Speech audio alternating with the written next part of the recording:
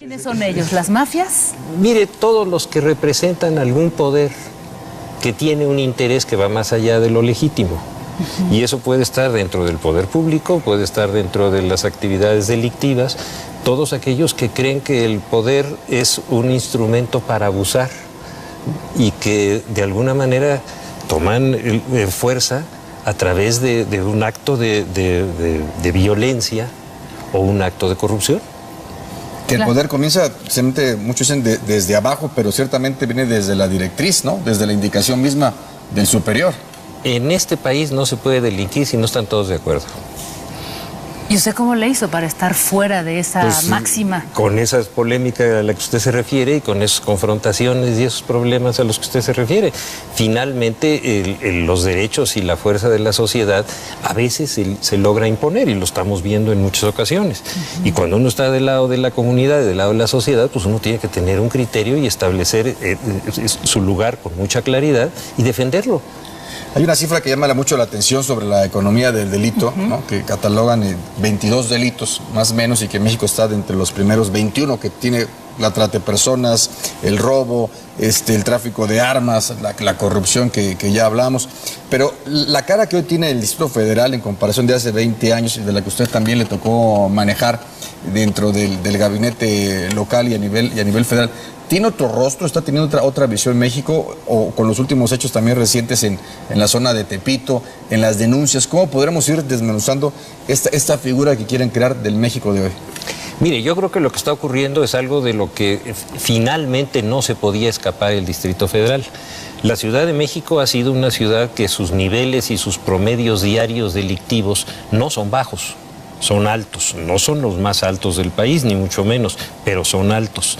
Lo que no había habido en México era una expresión de violencia como la que ahora se está mostrando, que quiere decir que está entrando en una dinámica que se está acercando a la que en todo el país ya se ha dado y que ha rebasado inclusive esa parte para convertirse ya en un choque entre la autoridad y los grupos organizados que afortunadamente todavía no se da en esta ciudad.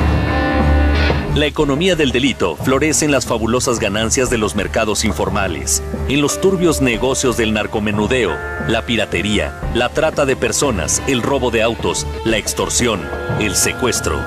Los primeros beneficiarios de estos negocios son las organizaciones criminales. El delito se ha convertido en una industria.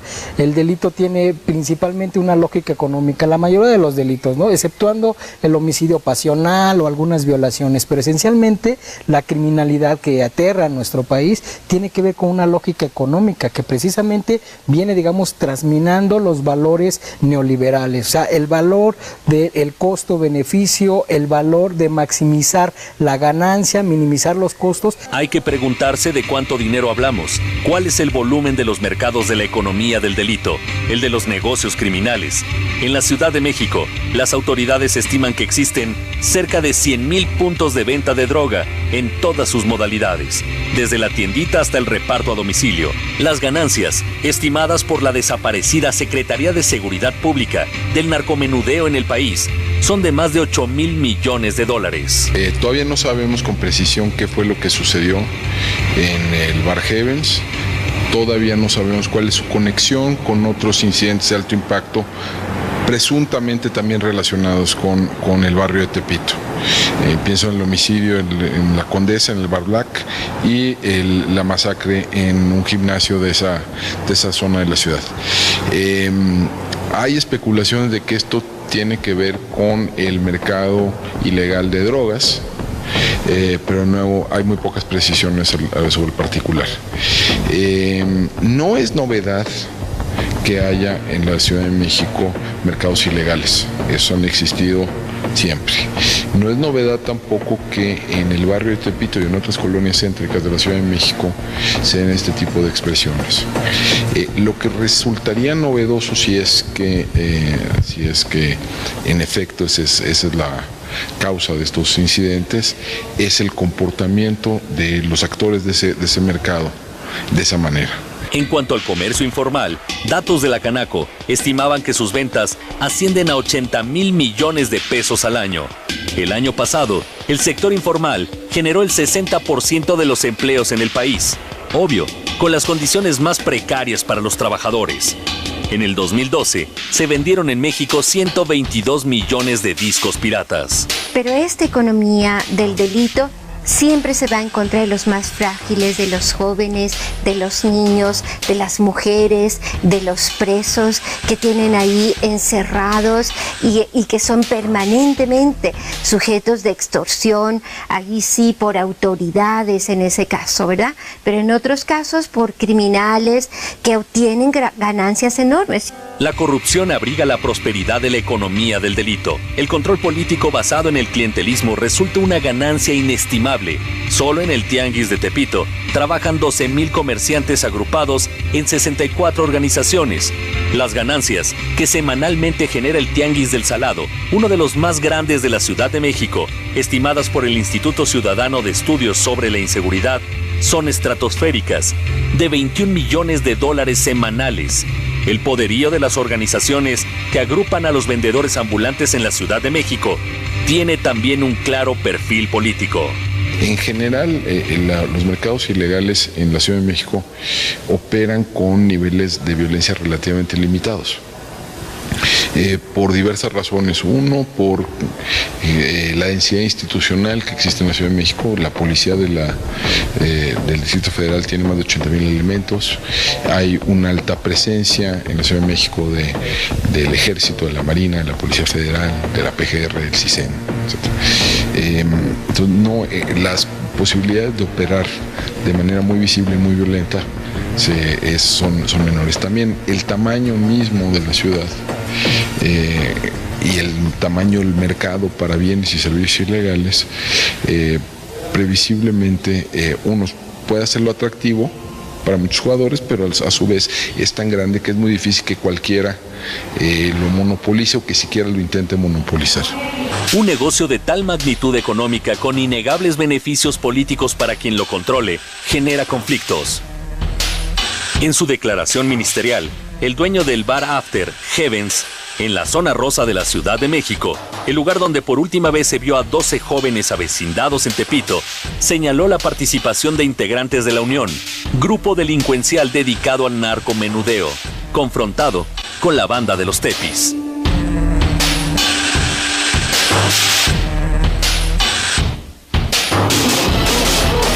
Sí me llama la atención que a partir de lo que vimos con estos jóvenes desaparecidos en esta discoteca, ahora tengamos por primera vez, o sea, todo un, digamos que un mensaje mediático para decir, vamos a realizar cateos, vamos a blindar ciertas zonas y vamos a estar patrullando toda la ciudad. Digo, ¿esto es realmente la mejor salida, doctor? ¿O qué es lo que estamos viendo? Porque hemos vivido muchos años en una ciudad con ciertos grados de inseguridad, de violencia, ¿no? Claro. No, mire, lo que sucede es que frente a una percepción de esta naturaleza hay una respuesta de carácter político. Dicen, bueno, vamos a hacer algo, vamos a tomar cartas en el asunto, vamos a tratar de detener este problema. Ni modo que se queden callados, eso no lo pueden hacer, políticamente sería un suicidio. Entonces salen a dar una respuesta de alguna naturaleza para poder evitar el deterioro de la gobernabilidad y de la imagen del gobierno. En realidad, lo que usted me está diciendo tiene toda la razón. El problema ha existido siempre, se salió de control. Hay una respuesta para poder decir que se está haciendo algo, pero en realidad el problema es tan grave que ya empezó a dar resultados de esta... Se salió de las manos. Es decir, que la percepción superó la realidad, que están actuando bajo esa premisa. Mire, yo lo que creo es que la percepción es uno de los factores más importantes de la gobernabilidad. Usted no gobierna si no tiene la percepción de que es una persona aceptable para la comunidad, que es que la comunidad lo obedece y lo entiende, y si esa gobernabilidad se pierde en el momento en que ya no hay ese respeto y ese control, en ese momento la capacidad política se va reduciendo y eso es lo que no quieren que les ocurra y es lo que están tratando de hacer y lo que dice Jacaranda. Están dando una respuesta inmediata de carácter mediático y político para detener un deterioro también de carácter político de algo que estaba latente, que explotó que no se había podido prevenir o que había ciertos acuerdos de alguna naturaleza que lo tenían más o menos controlado, pero eso no significa que no estén cometiendo delitos. No, sí, claro. Mire, la parte fundamental pero es peligroso, doctor, nada más una pequeña acotación. Sí. O sea, es peligroso porque ya lo vimos en el gobierno pasado, desde la impartición de justicia, generar grandes golpes mediáticos, ¿no? Porque eso también atrinchera a la gente en sus casas, o sea, hay un riesgo en la vida pública y yo no estoy tan de acuerdo en que necesariamente para mantener la gobernabilidad tengan que hacerse y darse golpes mediáticos, decir, esto es lo que vamos a hacer ahora, ¿no? Que digo, ese es un tema, pero si me permite, porque tenemos aquí justamente a Mario Patrón, quien es el primer visitador de la Comisión de Derechos Humanos del Distrito Federal, lo tenemos en un enlace vía Skype, y tomando un poco su comentario, yo quisiera preguntarle a Mario Patrón, a partir de toda esta... Mario, buenas noches. Hola, ¿cómo están? Muy Gusto bien. en saludarlos a todos, al doctor Hertz, desde luego. Muchas gracias, igualmente. Y bueno, solamente planteo esta pregunta para que la debatamos aquí en la mesa. Mario, estábamos comentando, nos has escuchado sobre esta nueva política de seguridad que se ha implementado en la Ciudad de México. Yo me pregunto hasta dónde todos estos cateos, toda esta implementación de un dispositivo de seguridad nos va a proteger a nosotros los ciudadanos de violaciones de la propia policía y de las fuerzas de seguridad que están empezando a trabajar esto en colonias como la Condesa, la Roma, el Centro Histórico, la propia Zona Rosa. Sí, lo primero que tendría que decir, y que seguramente el doctor Hertz estará de acuerdo conmigo, es que no hay una disociación entre las políticas de seguridad y una política de respeto a los derechos humanos. Constantemente se establece, se señala como un argumento político que para combatir el delito, prevenir la seguridad pública, se tienen que violar derechos humanos. Justo parte de nuestras investigaciones ahora asociadas con el lamentable hecho de las 12 desapariciones de este bar, discoteca Haven, es que estamos monitoreando la legalidad y el debido proceso en la investigación. Nosotros justo lo que consideramos es que la diferencia fundamental que debe privar entre que estos hechos sucedan en la ciudad o sucedan en otras latitudes de la República es que la Ciudad de México, el gobierno de la ciudad, tiene que asegurar y dar una muestra clara de que aquí sí hay instituciones sólidas que no perpetúen impunidad, que garanticen a la sociedad la verdad de lo sucedido y que den con el paradero de las personas. En esa medida es que creo que se pueden evaluar las políticas de seguridad con resultados claros. Lo que hemos visto en otras latitudes, en otros estados como Tamaulipas, Guerrero, es que existe la violencia y frente a ello también hay una ola de impunidad. Hay como una suerte, ya se hablaba de la percepción ciudadana, hay como una suerte de percepción de instituciones vaciadas, huecas, que no dan pie a las denuncias ciudadanas y que no se sabe la verdad de lo sucedido y se genera impunidad. Nos parece que la impunidad más la violencia puede ser un binomio sumamente peligroso porque la impunidad lo que hace es perpetuar los factores que generan la violencia. Estás hablando, Mario, para que platiquemos con el señor Guedes Manero de la impunidad, pero también de la falta de la no cultura, de la no denuncia. Es decir, el delito ni se castiga y también lo que es quizás puede ser peor, que tampoco se denuncia. Exactamente, pero la denuncia está asociada con la confianza que la ciudadanía tiene en las instituciones. Ya se hablaba, por ejemplo, de los índices de violencia en la ciudad y en otras regiones del país. Compartimos ahora justo la preocupación de lo que pueda pasar en la Ciudad de México con el traslado de la violencia más asociada al crimen organizado, porque justo cuando hablamos del crimen organizado estamos hablando de la economía del delito y desde mi perspectiva no hay economía del delito sin corrupción y sin la aquiescencia del poder. El mayor número de delitos que se cometen en el país y en esta ciudad no son los crímenes, son los robos. Hay que tenerlo eso muy claro. Y los robos son los delitos que más lastiman a la parte más pobre de la población, aquí y en todo el resto del país. ¿Se refiere a robos en la vía pública, casa, habitación? O... Todos los tipos de robo son la inmensa mayoría de los delitos que se cometen, la inmensa mayoría. Y es a tal grado esto que, de acuerdo con las estadísticas del INEGI, la percepción del número de delitos que se cometen al año en todo el país es de más de 20 millones. Y no se denuncian ni siquiera 2, y de esos 2 el 98% quedan impunes.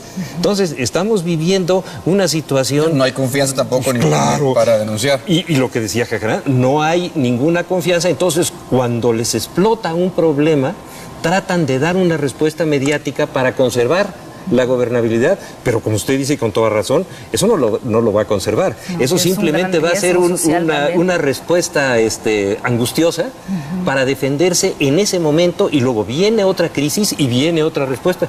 Hemos visto en el país que eso se repite en forma constante. Sí, claro. No están resolviendo un problema, están saliendo de una crisis, están tratando de evitar que esa crisis los lastime políticamente, pero no están saliendo del problema, eso sí no. Es que vamos a hacer una pequeña pausa. No se vaya, regresamos con este interesantísimo tema aquí, El Observador.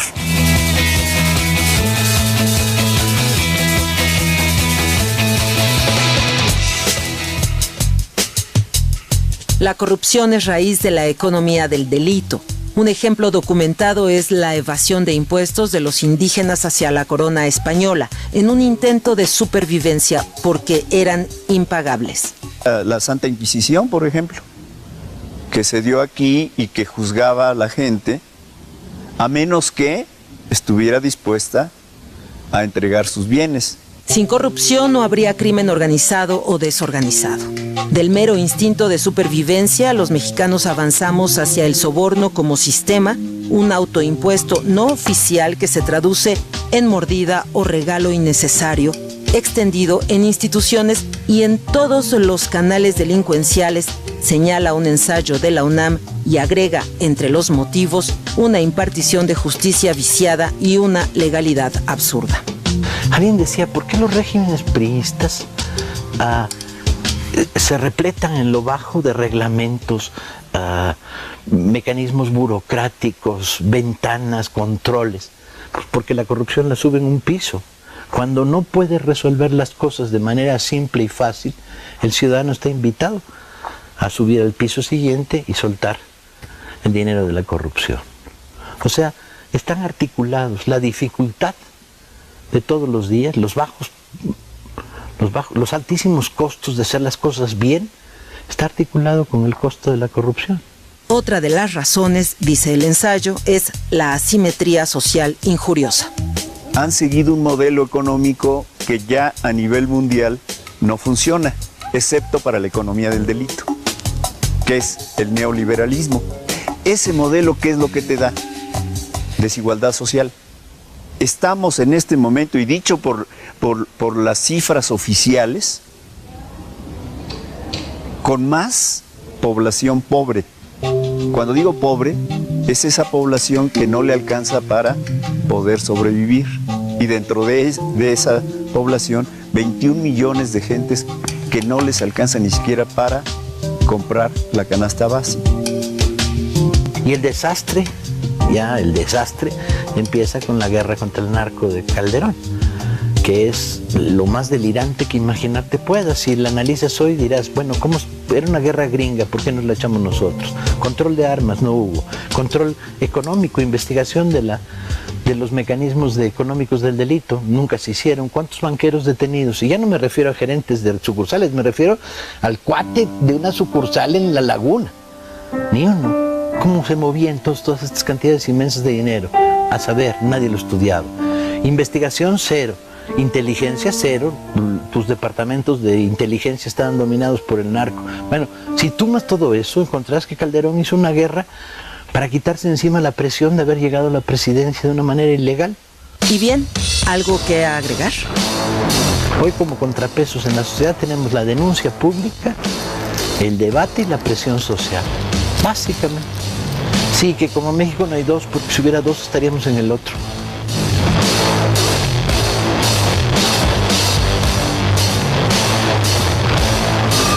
parece que sí podemos de alguna manera fomentar una cultura de la legalidad, fomentar una cultura de la no violencia, creando precisamente una serie de políticas que nos ayuden a contrarrestar lo que oferta la violencia y lo que oferta el dinero relacionado con la violencia. Me parece que la acción ciudadana es la clave.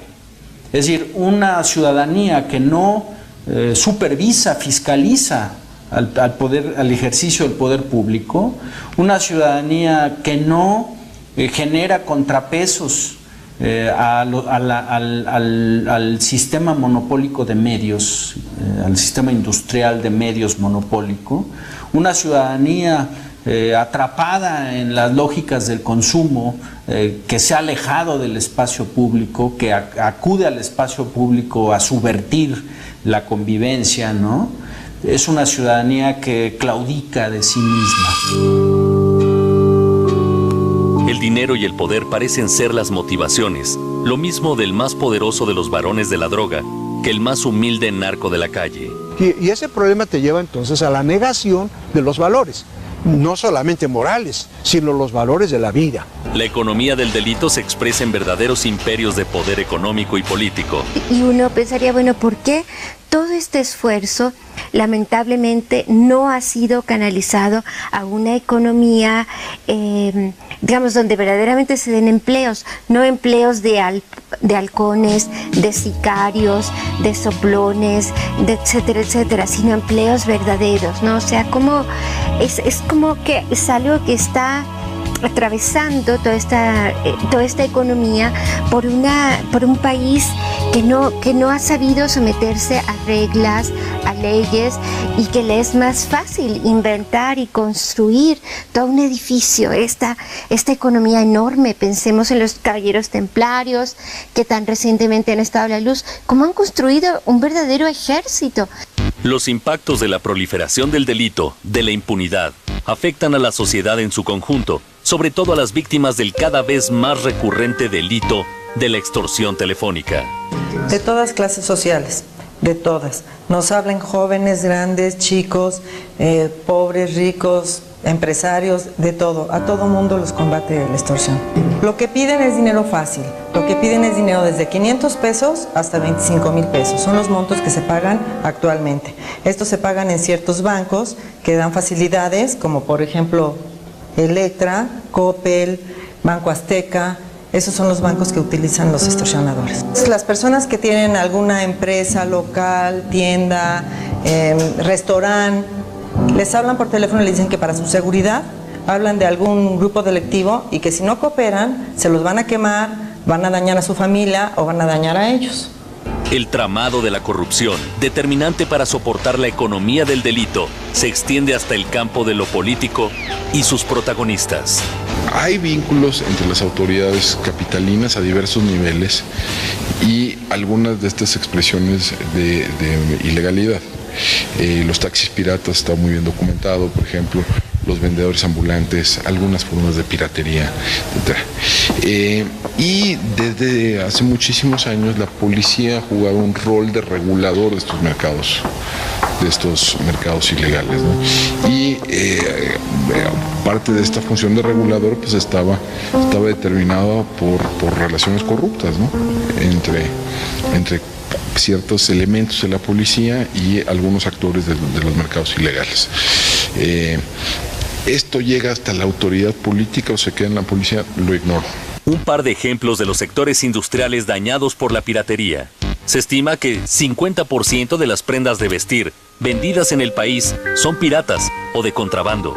La pérdida de empleos en la industria discográfica es de más del 70%. Habría que preguntarse cuál es el monto de la ausencia de recaudación fiscal en los tianguis que se extienden por las calles y plazas del Distrito Federal y del país. Por ahí decían, nadie puede contra los cañonazos de dólares. O sea, es decir, la idea de que se pelee, que se haga una lucha por cuestión de dinero, hace precisamente que todas las instituciones estén en riesgo. Más allá de los daños ocasionados a las víctimas del delito, está la afectación a las instituciones. El crimen organizado ha puesto contra la pared a nuestra incipiente democracia al establecer la ley de la violencia y la corrupción en muchos de los municipios de nuestro país.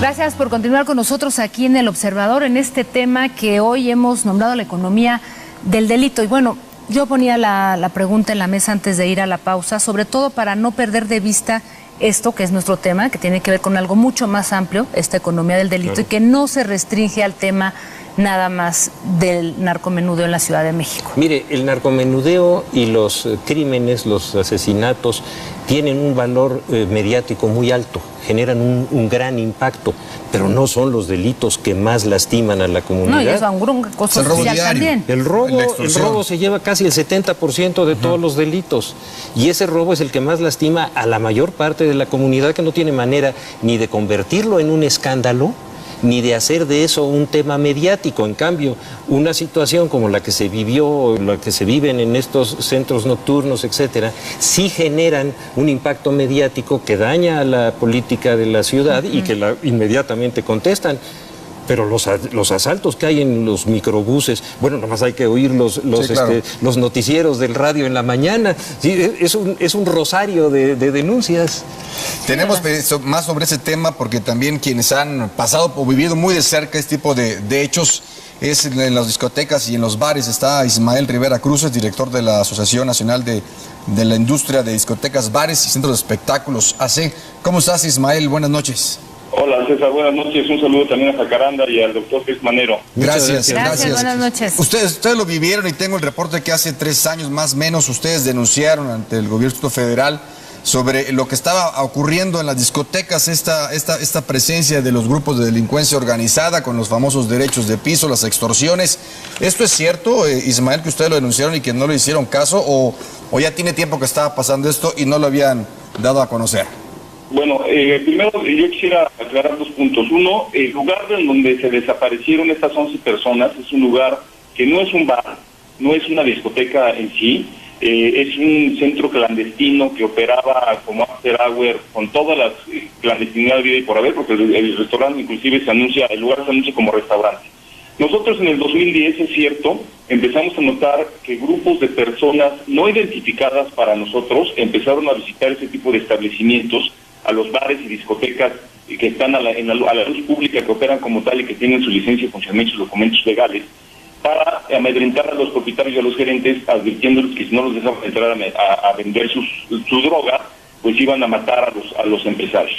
Esto se fue haciendo de forma muy paulatina. En el 2011 volvimos a denunciarlo. Yo en lo particular lo platiqué con la gente del equipo de Marcelo Ebrard, en donde le hicimos lo pusimos al tanto de lo que estaba sucediendo.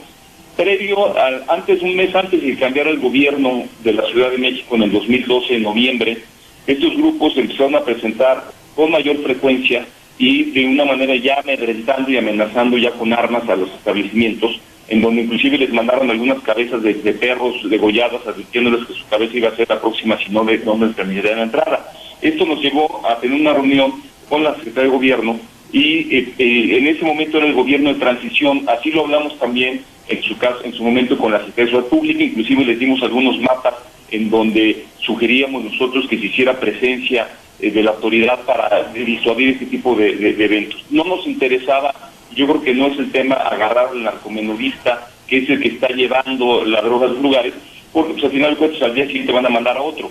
Lo que nosotros sugeríamos era que se hicieran unos trabajos de inteligencia en donde se llegaran con quiénes eran los grupos, porque al final de cuentas, el discurso de la Ciudad de México era que nunca iba a haber unas caravanas de camionetas con gentes armadas circulando a las 3 de la tarde por insurgentes. Eso no va a suceder y nunca lo vamos a ver, pero sí en las noches llegan en vehículos viejos que van llegando de carros en carros, y cuando uno se da cuenta ya hay 30, 40 personas afuera del establecimiento y el establecimiento está en total indefensión. La respuesta que tuvimos por parte de la autoridad fue que denunciáramos. Ningún empresario quiere denunciar ni lo piensa hacer, porque pues está en riesgo la vida de las personas. No sabemos quiénes son esos grupos, si son impostores o son de veras, pero por su forma de operar, por lo que ha ido venido sucediendo, pues nos damos cuenta que nos podemos enfrentar a lo que vivimos nosotros como industria nacional nocturna en toda la franja fronteriza del país, inclusive en la zona centro como fue Morelos, Guerrero, que se bajó a Veracruz, a Quintana Roo y demás, y vimos lugares quemados, gente incendiada, muertos y demás, ¿no? Entonces eso nos preocupa de sobremanera. y sobre todo que sí lo advertimos en su momento y pues no hubo respuesta. Señor, una pregunta. El doctor Gertz Manero te pregunta, Ismael. Sí, gracias. ¿Usted considera que este fenómeno de violencia comienza con el escándalo aquel del Bar? ¿O es algo distinto?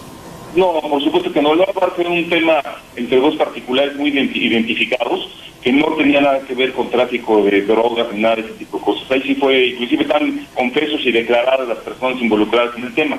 Y aquí esto obedece a un espacio, un vacío que encontró ciertos narcomenudistas que se fueron penetrando y fueron viendo que no pasaba absolutamente nada. Así lo leemos nosotros, así lo entendemos nosotros, y al final empezaron a encontrar un mercado en el cual estaba totalmente virgen y empezaron a introducirse de esta forma. A ver, el tema de la droga pues está en las escuelas, está en las casas, está en las calles y está en los lugares, y necesitamos en conjunto hacer algo para poderlo frenar de tajo. Señor, una pregunta nada más. Con motivo de aquel problema que hubo, después se vinculó con una serie de personas que sí estaban dedicadas al narcotráfico, que sí fueron detenidas inclusive cerca de la Ciudad de México, y que si independientemente de la violencia que haya existido entre dos personas, sí hubo alguna información en este sentido. ¿Ustedes la tomaron en cuenta? ¿La conocieron en su momento? Sí, nosotros estamos hablando de Bar, ¿no? Sí, señor. Sí, nosotros, don Alejandro, estuvimos presentes en el tema. No, evidentemente había gente involucrada, bueno, pues como fue el tema de JJ, inclusive por ahí apareció hasta la gente de la barra y demás, estaban todos involucrados en el tema. Pero no obedece, ese balazo que le dieron a Cabañas no obedeció a violencia por narcotráfico, obedeció a violencia por una incongruencia entre un partido de fútbol, y de ahí se hicieron de palabras y terminó en lo que ya conocemos. Evidentemente era gente que estaba metida, pero no era tema de venta de drogas en los establecimientos. No, yo creo, Ismael, si me permite, yo creo que el doctor se refiere a que ya finalmente dentro de esa negociación o en otros ya estaba permeando en los cárteles de la droga en diferentes negocios, como vea con la extorsión o simplemente con la venta de la misma, luego que se dieron estos hechos. Yo te pregunté de manera directa, ¿tienen reporte o hay cárteles de la droga en el DF? Pues bueno, pues está el tema. Yo hice la declaración en forma recientemente, en donde pues no con la intención de dañar al gobierno ni con la intención de dañar la imagen del jefe de gobierno, ni simplemente con el hecho de decir la verdad, porque nosotros estamos en el riesgo de perder los patrimonios, por un lado, por parte de la autoridad, porque puede aplicar la ley de extinción de dominio de los establecimientos en donde se detecte que se está permitiendo la venta de droga, aunque el empresario no lo haga directamente. Bueno, pues hay un vínculo. En el momento que no denuncia, pues también lo pueden hacer cómplice del tema, porque tú sabes, tú lo permites si no lo denuncias, pero también si se denuncia, bueno, pues se puede pagar inclusive hasta con la propia vida. Entonces, es por ello que lo sacamos recientemente a la luz pública con la intención de que la gente conociera el tema, la opinión pública, y sepan en qué situación estamos los centros nocturnos de la Ciudad de México. Y bueno, a raíz de los hechos, de lo que sucedió ahorita de los hechos desaparecidos en el Bar Heaven, y este operativo que ha hecho el gobierno de la ciudad, sacando a la calle y verificando establecimientos en materia de protección civil y demás, se ha disuadido tremendamente. Lo que nosotros estamos en la expectativa es que, bueno, pues ahorita por lo que está sucediendo y por las acciones del gobierno, pues esta gente se retira, pero estamos convencidos y seguros que en cuanto se relaje este tema va a regresar. Ismael, ¿no? Se ataca de frente. Bueno, antes de ir con el visitador de la Comisión de Derechos Humanos, sí me gustaría hacer una puntualización, porque entiendo estas denuncias que ustedes hicieron hace 2, 3 años y las cuales no fueron tomadas en cuenta, pero creo que también hay que poner en su justa dimensión, por algunos pagan otros, pero a partir de una serie de investigaciones, de reportajes que han hecho también colegas periodistas, o sea, se ha visto que los propios establecimientos están vinculados con algunos narcotraficantes o narcomenudistas y le entran al negocio. Es decir, o sea, no estoy generalizando, pero creo que ahí sí hay un problema, un vacío. No sé usted qué opina, doctor, porque sí es un asunto también de la autoridad, pero algo que viene ocurriendo desde hace muchos años y con mucha frecuencia en distintos bares, antros, en fin, de la Ciudad de México. Y mire, hay algo que, perdón, sí, adelante. Algo que es muy importante y que el señor señaló, es decir, el lugar a donde hubo este levantón es un lugar que estaba trabajando en absoluta ilegalidad, ¿no es así, señor? Es correcto, totalmente correcto. Es decir, ¿cómo es posible que un giro de esta naturaleza, que es un giro negro, así, ¿no?, que lleva trabajando, y ¿a poco los policías no lo veían? Pues claro. ¿A poco nadie sabía que eso existía? Eso, Sí, ¿quién lo puede creer? Inclusive, nosotros le llamamos a este tipo de lugares clandestinos giros negros, que son los que violan la autoridad. Ahorita la propuesta de nosotros es que se haga un censo en la ciudad, porque el gobierno no tiene un censo de los servicios mercantiles de vida nocturna. Recordemos que son establecimientos que son muy flotantes, pueden existir hoy, mañana ya no. Entonces hay que hacer un censo y por medio de los propios cuadrantes de la seguridad pública poder monitorear los establecimientos que están totalmente legalmente establecidos y los establecimientos que están operando de forma itinerante, incluyendo las propias clandestinas. No estamos exentos, Jacaranda, de que hay algunos empresarios que puedan prestarse a esta práctica, pero sí quiero aclarar que no son todos los empresarios de la vida nocturna, la gran mayoría operan con su total legalidad, pero sí han sido amedrentados por estos grupos y bueno, pues ante la amenaza y ante ver enfrente 10 o 12 personas o 15 personas armadas amenazando a uno, pues no le queda otro más que abrir las puertas y dar piso a la autoridad. Ismael, ¿te han amenazado? ¿Qué negocios tienes? No, afortunadamente todavía no. Espero que esto no nos lleve a algún tipo de amenaza, pero hay que denunciarlo. No tenemos detectado, no estoy imputando ni señalando absolutamente a nadie en especial, no los tenemos identificados ni detectados. Y al final de cuentas, pues alguien tiene que dar y la cara y decir lo que está sucediendo con la intención de proteger a los empresarios, proteger a los empleados y principalmente proteger a los 500,000 personas que salen un viernes y 600,000 un sábado a divertirse en la Ciudad de México, ¿no? Sí. ¿Y qué diría? No, sí, yo creo que Mario Patrón. Con Mario Patrón sobre ese tema de los derechos humanos. ¿Qué tantas denuncias han habido? ¿Qué tanto seguimiento le están dando ustedes? Y en tu opinión, ¿se rompió ya hubo acuerdos? ¿Tú crees que se hayan roto los acuerdos entre gobierno con la delincuencia organizada para que se desaten los demonios? Sí, César. Mira, yo quisiera comentar que si bien coincido con el doctor Hertz de que el robo y los delitos patrimoniales digamos, son sumamente delicados, onerosos y generan mucho sufrimiento a la sociedad. Cuando hablamos de narcomenudeo, no podemos olvidar que es solo un eslabón de toda una cadena de crimen organizado. Para que haya narcomenudeo, tenemos que hablar de que ya hubo una producción, una refinación, una transformación, una transportación del producto, de las drogas, de los enervantes. Y el narcomenudeo es solamente la fase de la comercialización. Yo creo que en ese sentido tenemos que tener mucho cuidado con el crimen organizado y sobre lo que puede pasar en la ciudad, porque justo escuchando a don Ismael, creo que es importante que recordemos que el crimen organizado busca un control territorial porque es el que le permite apoderarse de los negocios ilícitos. Pero una vez ya que se apodera de los negocios ilícitos, justo acude a aquellos negocios lícitos también para apoderarse. Y es cuando tenemos factores de lavado de dinero y cosas todavía mucho más elaboradas y más complejas y que desde mi perspectiva dañan de manera mucho más fuerte a la sociedad. Entonces, me parece que la impunidad sigue estando en el centro. Quería hacer usted una pregunta. ¿Qué le parece si la pone en la mesa? Vamos a hacer una pausa y volvemos. ¿Cuál era la pregunta, doctor? Mire, el tema yo creo que es fundamental. Estos son negocios sucios, los del crimen organizado. El crimen organizado es un negocio que genera delito y que genera una enorme cantidad de dinero y hay que ver ¿a dónde va ese dinero? ¿Y quiénes se benefician de este negocio? Porque ahí es donde está la clave. Bueno, pues vamos a hacer una pequeñísima pausa, regresamos al Observador y bueno, pues el doctor Gertz Manero acaba de poner una interesante pregunta en la mesa. Volvemos.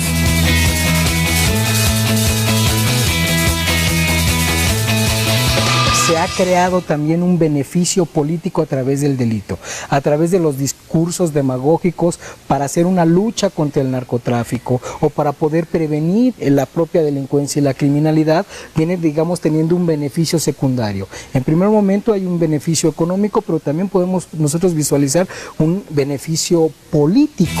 El crimen organizado nunca va a terminar. Lo que tenemos que luchar como ciudadanos y exigirle al poder público que termine es la disrupción que genera la violación de la ley en nuestra convivencia. Desde el lugar donde se castiga el crimen nace el crimen. Testimonio de un preso en el reclusorio preventivo Oriente. En enero de 2010 me cambiaron al dormitorio 2 de la zona 1. Hay mucho secuestrador profesional y bastante delincuente de cuello blanco que se vuelven extorsionadores. Envían en su representación en el exterior a emisarios para hablar con la familia o al negocio de su víctima y le cuentan la historia de que su interno está en grave peligro. Le dicen que han escuchado conversaciones de que lo van a matar o hacerle daño y que ellos están en condiciones de ofrecerle seguridad total por una cantidad mensual de 4,000 o 12,000 pesos. Es evidente que en México hay tipos de delitos que gozan de un enorme consenso social y incluye la extorsión, incluye el robo, incluye el fraude e incluye el enriquecimiento ilícito. Mientras los incentivos sean tan altos, los incentivos al intervenir en una actividad ilegal sean tan altos, la violencia va a ser de una dimensión que tenga que ser. La economía del delito integra 22 delitos graves a nivel mundial. De esos, en México se cometen 21. ¿Cómo cuáles? Como la trata de personas, el tráfico de armas, la piratería, la prostitución infantil, el secuestro y un largo etcétera.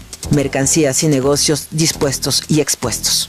Tú no puedes ser un político, presidente municipal o delegado o delegada honesto y que tu policía esté permitiendo que en los mercados de tu ciudad se esté vendiendo piratería, contrabando de cigarros, ropa que es clonada, ropa que es contrabandeada o ropa que es robada.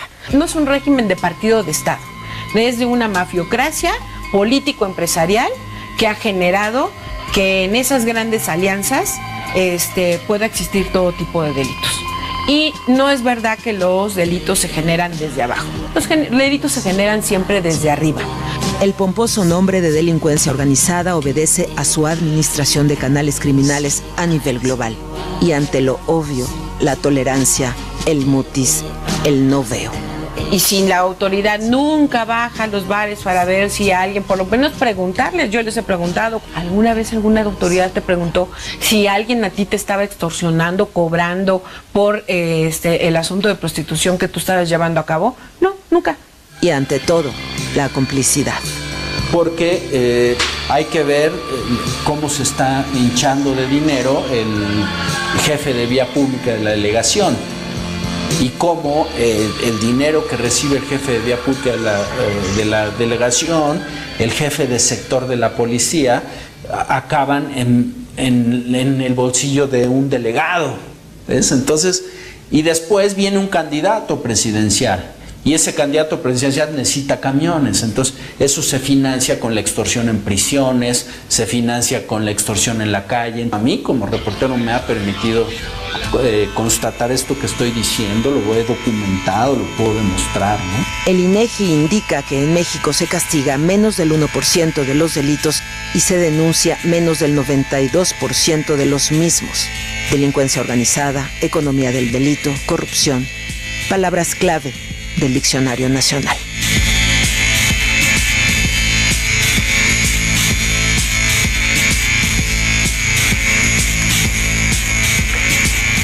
Pues regresamos al Observador con un debate realmente álgido y el doctor Gertz Manero ponía en la mesa algo que me parece muy importante y yo creo que eso atañe también a Ismael Rivera. Hemos visto a lo largo de muchos años, y usted mismo también formó parte de la Secretaría de Seguridad Pública de este gobierno. Sí. O sea, no es un problema de hoy, ¿no? El tema de la inseguridad y todo lo que nos ha relatado hace un instante Ismael en términos de las extorsiones que se han dado, o sea, es un tema añejo, ¿no? Déjeme contarle una historia que es muy interesante. Cuando yo presidía el Consejo Ciudadano de la Ciudad de México, que es un órgano que debe ser independiente y autónomo, cuando me pidieron que enfrentáramos el problema de la inseguridad. Nunca había estado peor el problema de la inseguridad en la ciudad. Había más de 750 delitos diarios. ¿Cómo comenzamos a resolverlo? Precisamente atacando en una forma preventiva las áreas donde se generan los delitos.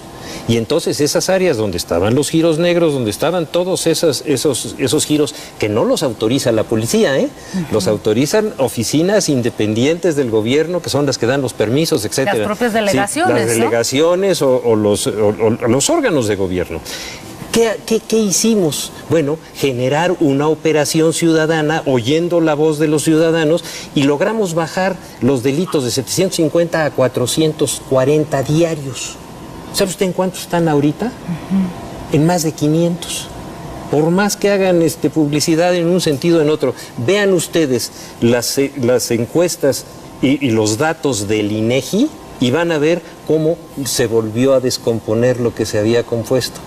Y sí, cuando realmente se escucha a la ciudadanía, cuando realmente se oye lo que les está pasando a los vecinos que están en esas zonas y cuando se hace un trabajo serio, aun cuando no todas las oficinas estén de acuerdo porque hay muchos intereses, los resultados son bastante razonables y no hay ese tipo de problemas. Cuando comienzan a haber arreglos y esos arreglos se descomponen y vienen... Ya no hay acuerdos. Y ya no hay acuerdos, entonces las cosas se empiezan a poner muy feas. Es decir, ¿hubo acuerdos antes en el gobierno anterior y hoy ya no existe? Yo le puedo decir una sola cosa, eso no lo sé. Lo único que puedo decir es que en los gobiernos anteriores no había habido esos niveles de violencia y ahora los hay. Pero usted dice, se rompieron los acuerdos. Cuando usted fue secretario de Seguridad Pública, ¿había acuerdos? De ese tipo, de entre nosotros, imposible. Entonces, ¿por qué no había una violencia tan alta? Déjeme decirle por qué. Porque se atacaba desde el punto de vista de los intereses de los ciudadanos los lugares a donde se iban a dar los delitos. Pero vuelvo a repetirle, la policía de la Ciudad de México no es la que da las licencias para los giros, La policía de la Ciudad de México no es la que tiene esas tareas, es otra parte del gobierno y muchas veces son las delegaciones y otras instituciones las que lo dan. Pero ¿cuál es la función de la policía? Prevenir el delito. Si sabe dónde se está cometiendo, hacer lo posible para que eso no ocurra, y entonces viene esa reducción y viene esa percepción de que las cosas están entrando al orden. Una cosa, doctor, antes de pasar con Ismael, sí. Este asunto que está viviendo es cuestión de partidos, es una mafiocracia lo que está viviendo. No tiene nada que ver con los partidos, esto ha existido siempre. Es la relación entre el poder público y la delincuencia y el dinero que deja. Ismael, te escuchamos y queremos conocer tu punto de vista. Sí, bueno, pues es parte, yo creo que por esto la forma de atacar y combatir tiene que ser integral con todos los órganos de gobiernos del Distrito Federal y en coordinación con el gobierno federal. Porque si bien es cierto, bueno, pues los lugares históricamente se han estado inmersos en la corrupción entre el vínculo establecimientos mercantil de cualquier índole con delegación.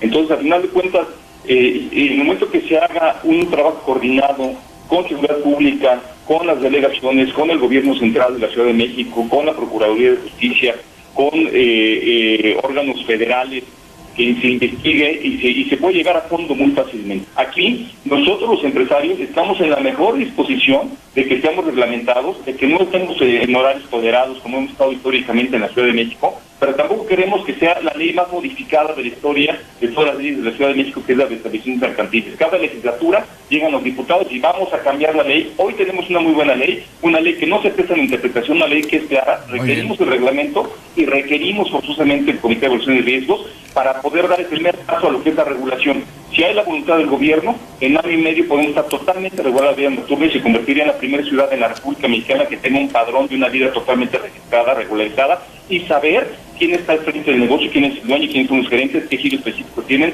cuál es su aforo permitido y su horario de funcionamiento. Bueno, pues vamos a ir a unas conclusiones y por ahí también quedaría pendiente el tema de los casinos, ¿no? Porque digo, eso también forma parte de la vida nocturna y ahí hay otro hoyo negro tremendo, ¿no? Pero empecemos, si le parece, a concluir, doctor.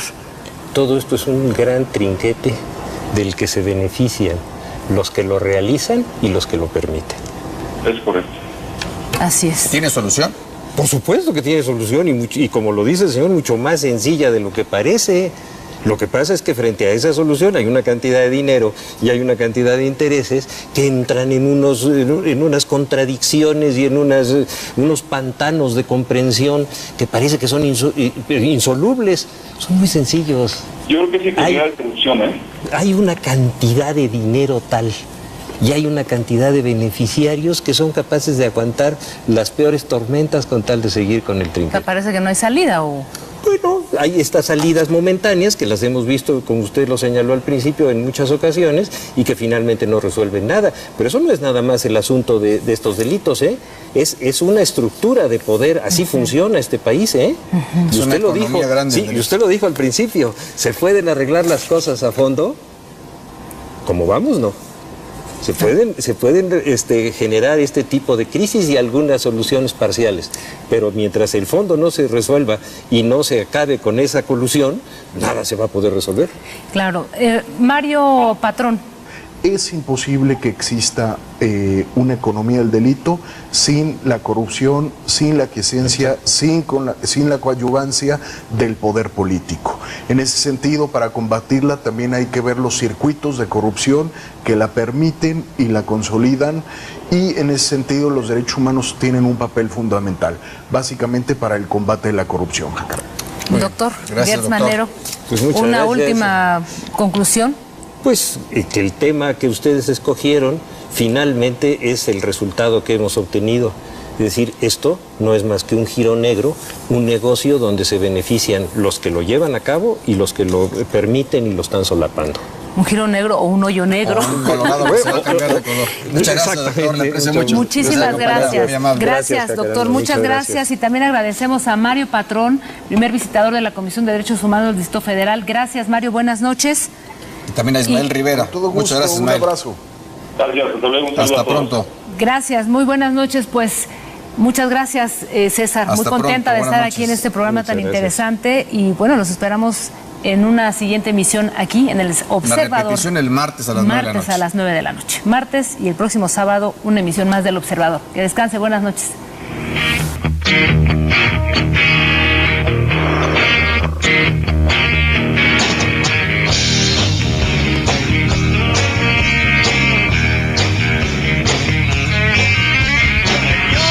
Soy nuestro carro de cada día. Va a cumplir la cuota que nos pide la policía. Líbranos de todo mal y de toda violencia. Va a robarnos otro carro con toda decencia.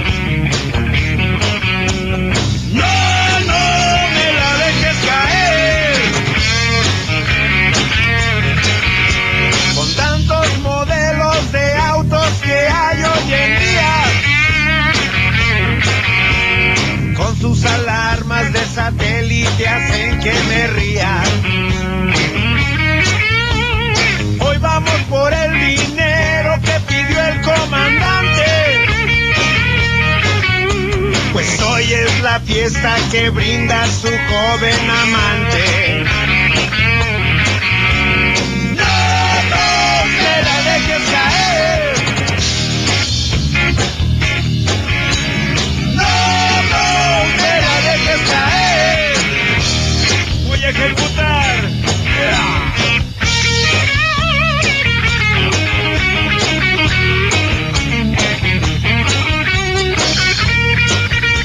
La ganancia, minimizar los costos. Hay que preguntarse de cuánto dinero hablamos, cuál es el volumen de los mercados de la economía del delito, el de los negocios criminales.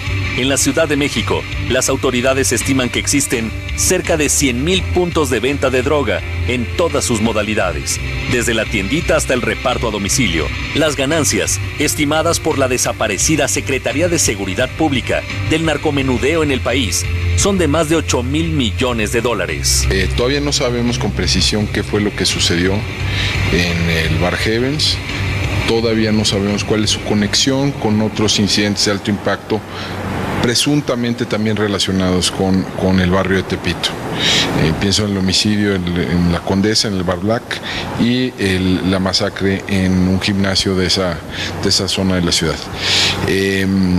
Hay especulaciones de que esto tiene que ver con el mercado ilegal de drogas, pero de nuevo hay muy pocas precisiones sobre el particular.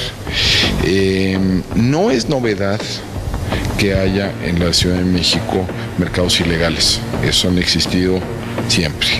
No es novedad tampoco que en el barrio de Tepito y en otras colonias céntricas de la Ciudad de México se den este tipo de expresiones. Lo que resultaría novedoso si es que en efecto esa es la causa de estos incidentes, es el comportamiento de los actores de ese mercado de esa manera. En cuanto al comercio informal, datos de la Canaco estimaban que sus ventas ascienden a 80,000 millones de pesos al año. El año pasado, el sector informal generó el 60% de los empleos en el país. Obvio, con las condiciones más precarias para los trabajadores.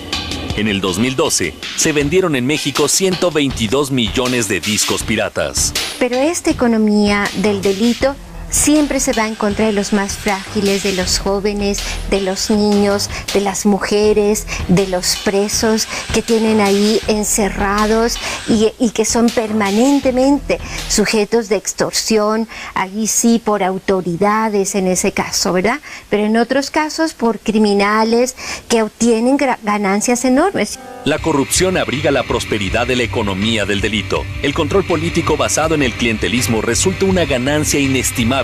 Solo en el tianguis.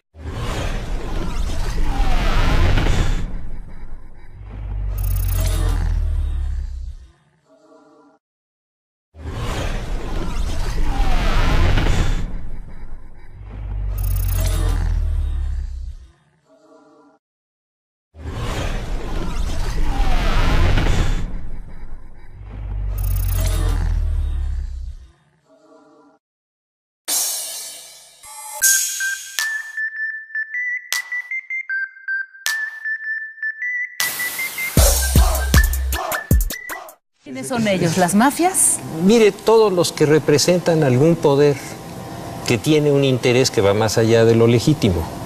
Y eso puede estar dentro del poder público, puede estar dentro de las actividades delictivas, todos aquellos que creen que el poder es un instrumento para abusar y que de alguna manera toman fuerza a través de un acto de violencia o un acto de corrupción.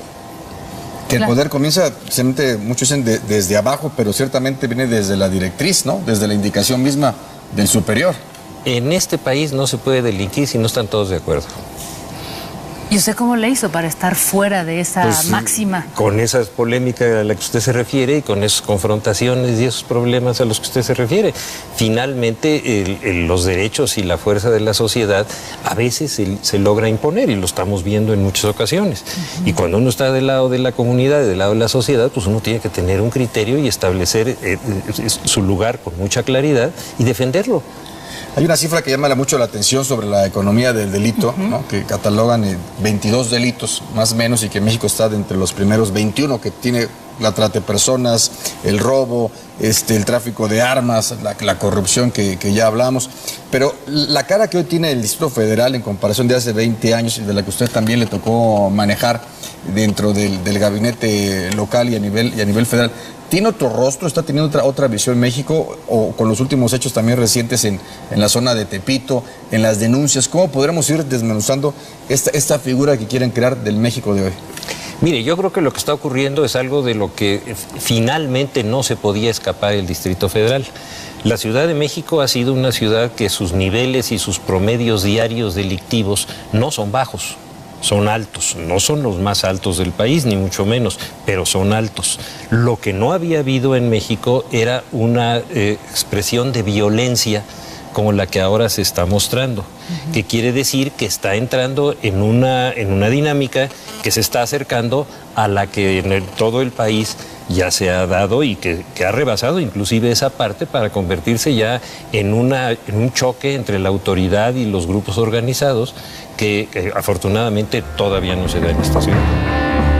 La economía del delito florece en las fabulosas ganancias de los mercados informales, en los turbios negocios del narcomenudeo, la piratería, la trata de personas, el robo de autos, la extorsión, el secuestro. Los primeros beneficiarios de estos negocios son las organizaciones criminales. El delito se ha convertido en una industria. El delito tiene principalmente una lógica económica, la mayoría de los delitos, ¿no? Exceptuando el homicidio pasional o algunas violaciones, pero esencialmente la criminalidad que aterra a nuestro país tiene que ver con una lógica económica que precisamente viene, digamos, trasminando los valores neoliberales, o sea, el valor del costo-beneficio, el valor de maximizar